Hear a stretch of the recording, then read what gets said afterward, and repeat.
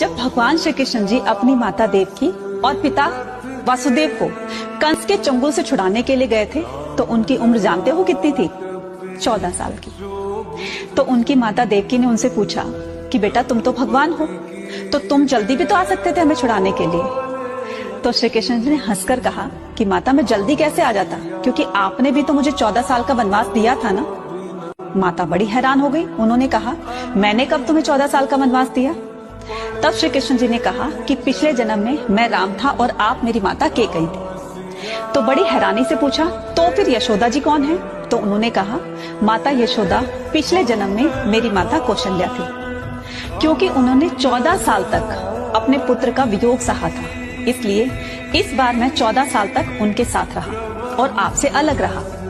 कहने का मतलब ये कि इंसान चाहे हम किसी के साथ गलत कर रहे हैं और चाहे वो थोड़े दिनों की दुश्मनी हो या बहुत लंबे टाइम की दुश्मनी हो, लेकिन उसका परिणाम जो है न सिर्फ हमें इस जन्म में बल्कि आने वाले कई जन्मों तक हमें भुगतना पड़ता है। इसलिए याद रखिएगा, कर्म करो तो सही करो, अच्छी नियति के साथ करो।